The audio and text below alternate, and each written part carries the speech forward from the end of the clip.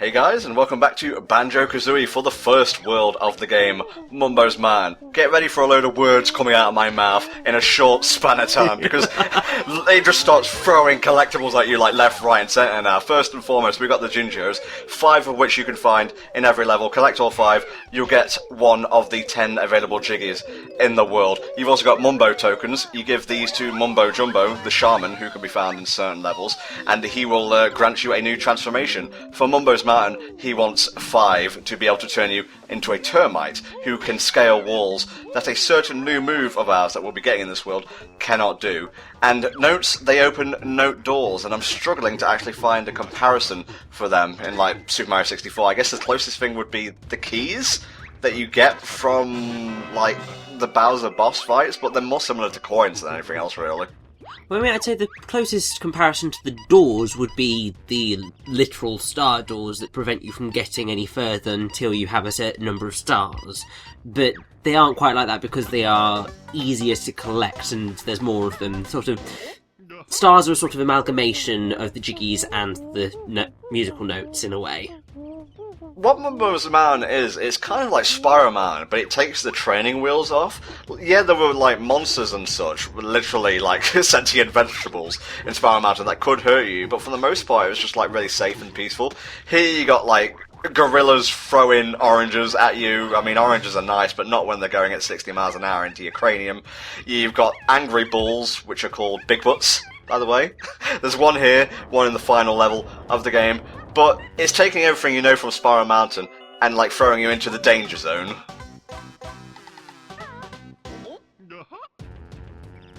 And of course, in traditional Rare fashion, like it really sort of popularized the whole collectathon platformer Rare did.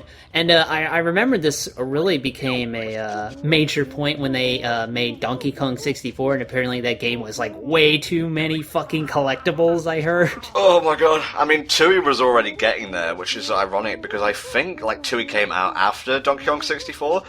Gavin Price, who was a tester on Banjo-Kazooie back in the day, and who's the managing director and creative lead at Playtonic Games now, had to 101% Donkey Kong 64 at least once a day for about a month.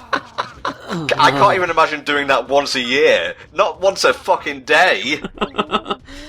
Well, that's what you get for deciding to develop video games, isn't it? Oh my god, yeah, I guess. So yeah, we have a new move. We can shoot eggs. Yes, the eggs have eyes.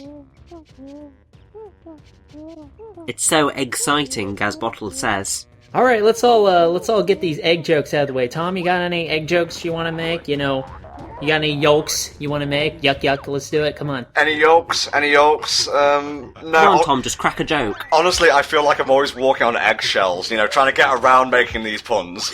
I hate you guys so much, you have no idea. Yeah, eat shit, Conga. Okay, that's not an egg joke at all. You're just telling him to shut the fuck up. Well, we go into his area and he starts throwing oranges at us. What I find really weird is if you go on the Banjo-Kazooie Wikia, they say that this guy was voiced by Lorenzo Music of all people. What? Wasn't he dead by this point? Well, I'm not sure by this point, but that's completely incorrect, because I don't know how to tell you this, guys, but Rareware is a British company. They record stuff in England. Well, that and also pretty much all of the voices in Banjo, in Conker, pretty much most of their stuff was done in-house. So it's the director, it's Grant Kirkhope, it's everyone. Which is why in Conker everything had a British accent. Like, you had Liverpudlian, you had everything, it was beautiful. I just could not get into Conker. I think I deal more well with, like, subtle humour and innuendos, and Conker's more like innuendo, and then just tells you to go fuck yourself. If everything was done in-house, who voiced a Great Mighty Pooh in that game? Because now I'm interested. He was just an opera singer, I believe. Oh, just a random British opera singer they got? Yeah, they just pulled him off the street and said, start talking about shit. Yeah, belt that good stuff out. I want to see the job ad for that. We have a really shitty job we need done. And we mean it. Ah, the Talon Trot. One of the most useful moves in the game, if just for the fact that it allows you to move a lot quicker, and I may not use it at every point in the game, but it just feels nice. And the best part is, you have to hold down the C button after you've like started using it. You can just like hold down Z. So when you're using like an original N64 controller, I used the standard 360 one for this playthrough. It just feels like natural and very comfortable as well. You cannot go on these slopes normally, by the way. That's what you need the talent trap for. I have to say, doing this is actually quite a nice little move, because one of the problems that you always end up coming into in pretty much any Mario game is slopes. Like, it's impossible to try and get up them half the time, and then you get really frustrated because it's just like, I've slid all the way down there and I didn't mean to. So having a way of dealing with slopes is actually really nice and helpful. I always described Rare as like Nintendo +1. Like, I always felt Banjo-Kazooie was just that much better than Super Mario 64, and I always felt Diddy Kong Racing was far superior to Super Mario 64, or Mario Kart 64 rather, whose only strength I found lay in its battle mode. Well, remember that Nintendo laid the groundwork for both of those earlier games. Rare just kind of took that and improved on it, which isn't bad. Like, that's definitely a good thing. Yeah, well, we laid the groundwork for Brain Scratch, and look where they are now! You guys laid the groundwork for America, and we haven't improved on that very much, have we? Do you know how many groups out there with comms at the end? I have started a terrible fucking tradition. Yeah, and Something Authors started a terrible tradition of Let's Plays. How do you think they feel? Cheers, Slovey. Okay, we have learned all the moves we can in Mumbo's Man. I just wanted to come up here briefly, just to get a few bits, and then we're actually going to go activate a switch, I believe. Sorry, bad bit of depth perception on my part there. Kazooie is gonna have the worst indigestion when they get all the puzzle pieces. Mm-hmm. Like, imagine, like, you get all 10, alright Kazooie, cough them up. It's not gonna happen, Banjo. You'll have to wait 20 minutes. They'll be in the eggs I hatch by pressing C down. It's gonna be painful, and I'm gonna be twice as sarcastic as usual. A thought just occurs to me as I look here at my notes for something to say. Like, I've been trying to, like, compare worlds in Banjo-Kazooie to worlds in other games, and the only one that comes to mind, like, in terms of, Mumbo's Mountain, and there are slopes that even Talon Trot will not be able to get you up, will have to be a termite for that. And the world that comes to mind, like, in comparison to Mumbo's Mountain, is Bob-omb Battlefield in Super Mario 64.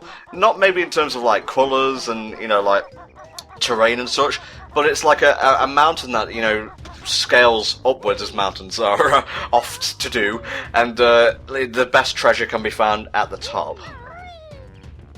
Well, often for these, 3D platformers, they all have very similar worlds. Like, the first world is always some sort of grassy area where it's easy and you learn all the moves, things like that. And then usually you get your fire, your ice, some of which we'll be seeing later on in this game, the water-themed world, things like that. I'm more hard-pressed trying to think of original worlds in these kind of games that other games didn't directly copy. Like, Tui kind of expands upon this, and they do like a Fire and Ice world, they do a theme park world, they do a Stone Age world, but like you said, it's very hard to find a 3D platformer that hasn't used a particular level trope before. Well, I suppose it's because pretty much the majority of those tropes you see initially in these games, and then, unfortunately, people aren't that excited about being ridiculously creative anymore. Anymore? That's just true in general. Well, yes. So it's just like the fact that a lot of people didn't necessarily try to come up with new tropes, because it was just like, these have worked incredibly well so far, so what is the point in trying to come up with anything else? Yeah, well, there is a thing called Robotnik Winter Zone in Sonic Triple Trouble, that's new. Although it is technically a snow and ice level, so I guess that's not that original. It's also, I think, it's a thing with postmodernism in general that you see, and you kind of, it does get a bit frustrating, is that nothing is new anymore. You can always find a way of pulling a trope or whatever back to certain constituent parts. So, I mean, the level you just mentioned, you've got the Snow and Ice level, and you've probably got the factory level as well, combined. Yeah, Grunty Industries is the factory level in Tui.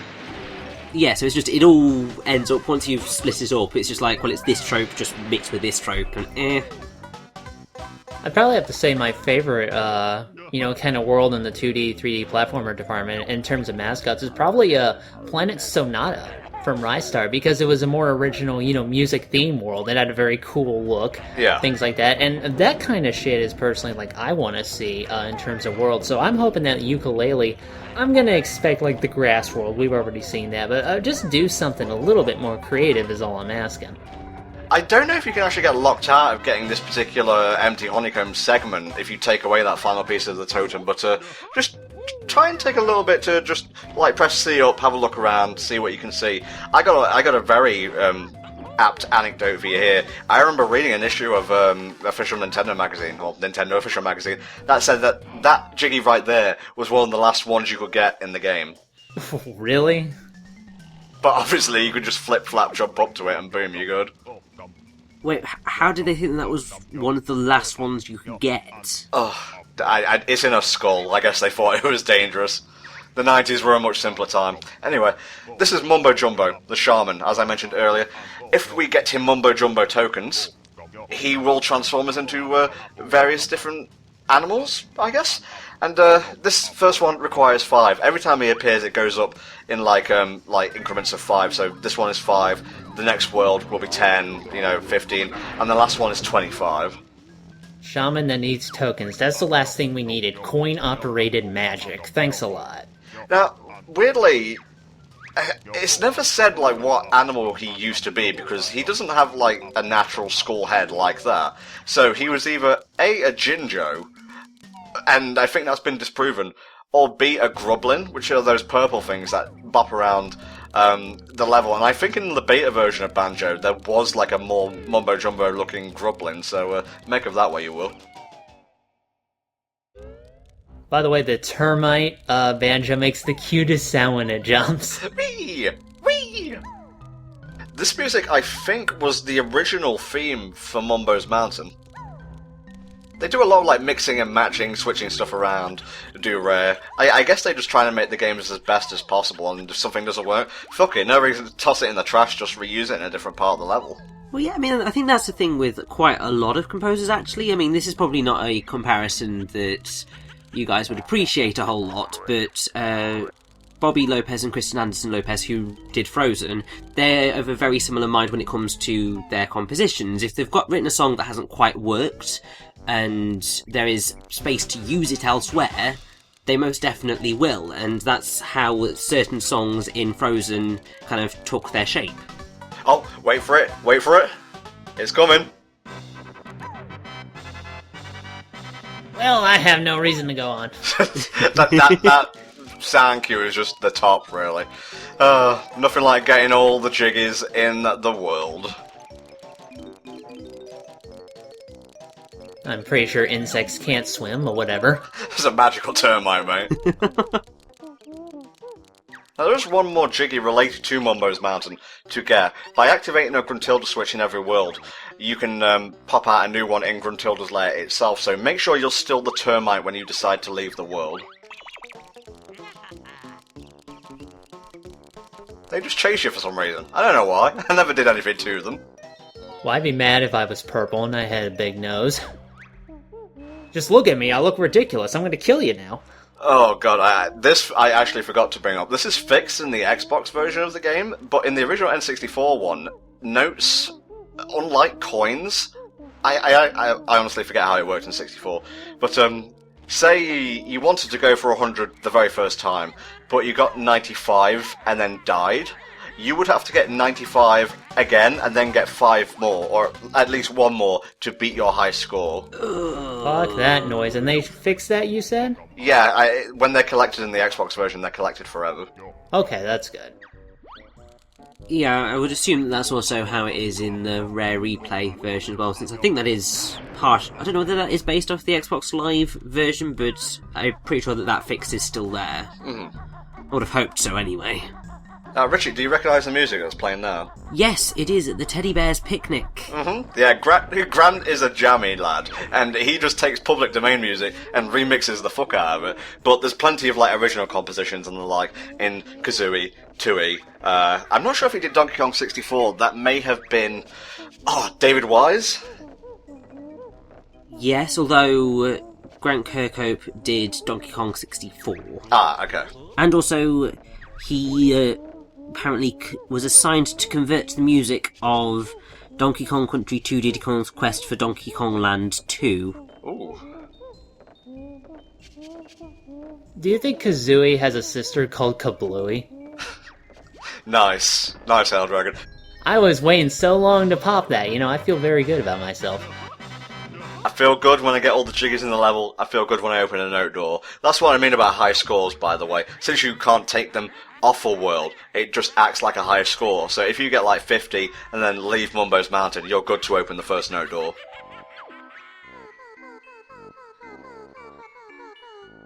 We're just gonna sit here in stunned silence for a moment at this weird creature. I'm just waiting for Richie to interject here because I know what you're thinking of, lad. What, the comparisons to The Wizard of Oz with Glinda the Good Witch and the Wicked Witch of the West? Uh-huh. Yeah, don't worry, I will probably be pulling more of that out of the hat later on, particularly in the final boss. Now, I was reading a little bit on this earlier, and you do actually have to know what she's saying here, because it will come in very handy later on near the end of the game. Oh yeah. So just write it down, I guess. I think it's different every time you play the game, and there are a lot of facts about Gruntilda that she did not want other people to know. Well, I mean, it's her fault for allowing her sister to know everything. Yeah, maybe don't blab so much next time, Grunty.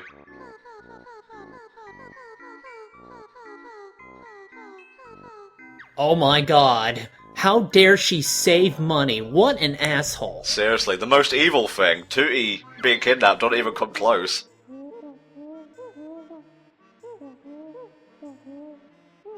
Yes, thank you, Balls. I just want to place the piece, thank you very much. Oh, this is what happens when you have tutorial characters, they just don't stop talking.